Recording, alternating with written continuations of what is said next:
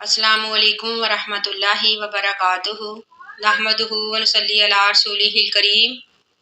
اما بعد فاعوذ باللہ من الشیطان الرجیم بسم اللہ الرحمن الرحیم ربی اشرح لی صدری ویسر لی امری واحلل عقدۃ من لسانی لیفقہوا قولی۔ سیقولو ان قریب کہیں گے سفہاء بیوقوف لوگ، من الناسی لوگوں میں سے، ما ولاہم کہ کس چیز نے پھیر دیا ان کو، عن قبلتہم ان کے قبلہ سے، اللاتی وہ جو کانو تھے وہ علیہا اس پر۔ قل تو نبی آپ کہہ دیجئے، للہ اللہ کے لیے ہے، مشرق مشرق بھی والمغرب اور مغرب بھی، یہدی ہدایت دیتا ہے اللہ تعالیٰ، من یشاء جس کو چاہتا ہے، الی صراط مستقیم سیدھی راہ کی طرف۔ جب ہمارے پیارے نبی اکرم صلی اللہ علیہ وآلہ وسلم مکہ سے مدینہ ہجرت کر کے گئے تو آپ 16-17 ماہ تک بیت المقدس کی طرف رخ کر کے نماز پڑھتے رہے، لیکن آپ صلی اللہ علیہ وآلہ وسلم کی شدید خواہش تھی کہ آپ خانہ کعبہ کی طرف رخ کریں جو کہ قبلہ ابراہیمی ہے، اس لیے آپ اللہ تعالیٰ سے دعا کرتے اور بار بار آسمان کی طرف بھی دیکھتے۔ اس لیے اللہ تعالیٰ نے تحویل کعبہ کا حکم دیا، یعنی خانہ کعبہ کی طرف رخ کرنے کا حکم دیا، جس پر یہودی اور منافقین طرح طرح کی باتیں بنانے لگے۔ حالانکہ نماز تو اللہ تعالیٰ کی ایک عبادت ہے اور عابد کو جس طرح حکم دیا جاتا ہے اسے اس پر عمل کرنا پڑتا ہے۔ اسی وجہ سے اللہ تعالیٰ نے یہ آیت نازل کی کہ نبی آپ ان سے کہہ دیجئے کہ بے شک تمام سمتیں مشرق اور مغرب اللہ کے لیے ہیں، اللہ تعالیٰ جس طرح چاہے حکم دے سکتا ہے۔ وَكَذَلِكَ اور اسی طرح جعلناکم بنایا ہم نے تم کو، یعنی امت محمدیہ کو، امتاً جماعت، وسطاً افضل، لِتَكُونُوا تاکہ تم ہو جاؤ شہداء گواہ، علی الناس لوگوں پر، وَيَكُونَ اور ہو جائے رسول علیکم تم پر شہیداً گواہ۔ وسطاً کے معنی بہتر اور افضل کے ہیں، یعنی اس آیت میں اللہ تعالیٰ امت محمدیہ سے مخاطب ہو کر فرماتے ہیں کہ جس طرح تمہیں بہترین قبلہ عطا کیا، اسی طرح تمہیں بہترین امت بھی بنایا گیا تاکہ تم قیامت والے دن گواہ بن جاؤ۔ اس کی تشریح احادیث میں اس طرح آتی ہے کہ جب قیامت والا دن ہوگا تو اللہ تعالیٰ تمام نبیوں سے پوچھیں گے کہ اے میرے نبیوں، کیا تم نے میرا پیغام یعنی دین اسلام کی دعوت لوگوں تک پہنچائی؟ تو جب وہ نبی اس بات میں جواب دیں گے تو اللہ تعالیٰ ان سے پوچھیں گے کہ کیا کوئی گواہ ہے؟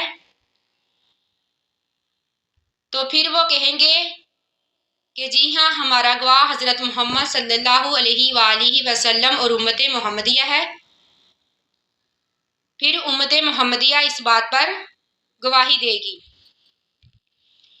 اور اللہ تعالیٰ فرماتے ہیں وما جعلنا اور نہیں ہم نے بنایا، القبلۃ قبلہ، اللاتی وہ جو کنتا تھے آپ علیہا اس پر، الا مگر لنعلم تاکہ ہم جان لیں، من یتبع کہ کون پیروی کرتا ہے رسول کی، ممن اور کون ینقلب پھر جاتا ہے علی عقبیہ اپنی ایڑیوں کے بل، وَإِنْ كَانَتْ اگرچہ ہے یہ یعنی قبلہ کی تبدیلی، لَكَبِيرَةً باری، الا مگر علی الذین ان لوگوں پر نہیں باری ہے، ہدی اللہ جن کو ہدایت دی اللہ تعالیٰ نے، وما کان اللہ اور نہیں ہے اللہ تعالیٰ، لیضیع یہ کہ ضائع کرے ایمانکم تمہارے ایمان کو، ان اللہ بے شک اللہ تعالیٰ بالناس لوگوں کے ساتھ، لرؤوف شفقت کرنے والا ہے، رحیم مہربان ہے۔ اس میں تحویل قبلہ کی ایک اور غرض بیان کی گئی ہے تاکہ مسلمانوں پر یہ واضح ہو جائے کہ کون ان میں سے منافق ہے اور کون صحیح معنی میں ایمان والا ہے۔ کیونکہ ایمان والے تو ہر وقت اس بات کا انتظار کرتے رہتے تھے کہ کب اللہ کے نبی ہمیں کوئی حکم دے تو ہم ان پر عمل کریں، لیکن منافقین کو یہ بات بہت گرا گزرتی تھی۔ لِنَعْلَمَ، تاکہ ہم جاننے سے مراد یہ ہے کہ اللہ تعالیٰ تو پہلے سے ہی جانتے تھے، لیکن مسلمانوں پر یہ واضح ہو جائے کہ کون ان میں سے منافق ہے اور کون ان میں سے مسلمان ہیں۔ قد تحقیق نرا، دیکھ لیا ہم نے، یعنی اللہ تعالیٰ فرماتے ہیں کہ دیکھ لیا ہم نے، تقلبہ آپ کا اٹھنا بار بار، واجہی کا آپ کے چہرے کا، فی السمائی آسمان کی طرف، فَلَنُوَلِّيَنَّكَ کا ضرور ہم پھیر دیں گے آپ کو، قبلتاً اس قبلے کی طرف، ترضاہا جس کو آپ پسند کرتے ہیں۔ اس آیت میں اللہ تعالیٰ ہمارے پیارے نبی اکرم صلی اللہ علیہ وآلہ وسلم سے مخاطب ہو کر فرماتے ہیں کہ ہم آپ کو ضرور اس قبلے کی طرف پھیر دیں گے جس کو آپ پسند کرتے ہیں۔ فولی، پس آپ پھیر لے، وجہ کا اپنے چہرے کو، شطر المسجد الحرامی، مسجد حرام کی طرف، وحیثو اور جہاں بھی، ما کنتم تم ہو، فولو پس پھیر لو، وجوہکم اپنے چہرے کو، شطرہ اسی کی طرف، وَإِنَّ الَّذِينَ اور بے شک وہ لوگ، اوتوا الکتاب جو دیے گئے کتاب، لا یعلمون تحقیق وہ جانتے ہیں، انہ الحق بے شک یہ حق ہے، من ربہم ان کے رب کی طرف سے، وما اللہ اور نہیں ہے اللہ تعالیٰ، بغافل غافل، اما اس سے یعملون جو وہ عمل کرتے ہیں۔ ولئن اور اگر عطیتہ دے دے آپ، الذین ان لوگوں کو، اوتوا الکتاب جو دیے گئے کتاب، بکل آیتن ہر وہ نشانی، ما تابعوا تو نہیں وہ پیروی کریں گے، قبلتا کا آپ کے قبلے کی،